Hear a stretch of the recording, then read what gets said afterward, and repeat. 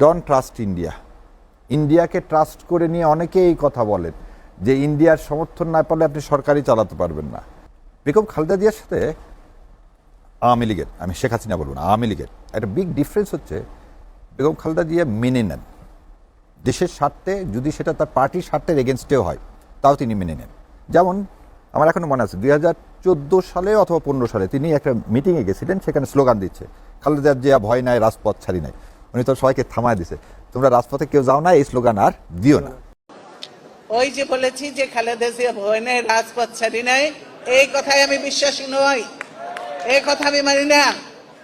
রাজপথে আমি কেন অনেককেই বলবো, আমার নেতাদেরও বলবো যে রাজপথে থাকার কথা থাকে নাই, রাজপথ ছাড়ি নাই বলে ভুল হবে,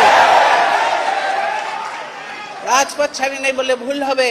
এই স্লোগানগুলি দয়া করে আর দেবে না, ভালো স্লোগান শেখো, ভালো স্লোগান দাও।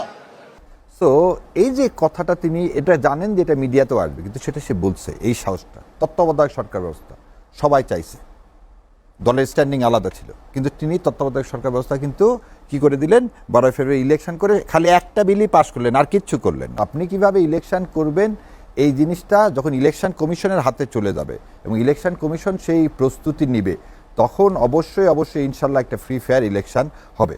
আমি পিলখানার এই প্রতিবেদনের কথাটা এই কারণে বলছি, দেখেন আর একটা নতুন বয়ান তৈরি করা হচ্ছে, এই সরকার সব দিকে ব্যর্থ। প্রথমে হচ্ছে জাতিসংঘের একটা রিপোর্ট, যে রিপোর্টে শেখ হাসিনা কিভাবে হত্যা করছে, কিভাবে হত্যাযজ্ঞ করছে, এটা ইন্টারন্যাশনালি সমস্ত দেশের কাছে একটা গ্রহণযোগ্য রিপোর্ট, যে রিপোর্ট নিয়ে কোনো কিছু বলতে পারবেন না, এবং এই ট্রাইব্যুনালে ওই রিপোর্টের ভিত্তি করে বিচার কাজ হচ্ছে।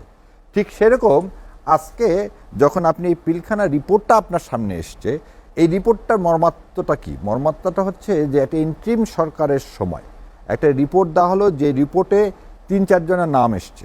3-4 জনের নামের মধ্যে যে কোঅর্ডিনেশন করছে হচ্ছে তাপস সাহেব, হ্যাঁ, এবং এটা শেখ হাসিনার সম্মতিতে করা হয়েছে, ইন্ডিয়ান একদম ট্রেন ট্রুপস এসে করছে। সো দিস ইজ আমাদের জন্য একটা কি বলবো আপনার whistle blower. Don't trust India. ইন্ডিয়াকে ট্রাস্ট করে নিয়ে অনেকেই এই কথা বলেন যে ইন্ডিয়ার সমর্থন না পেলে আপনি সরকারই চালাতে পারবেন না।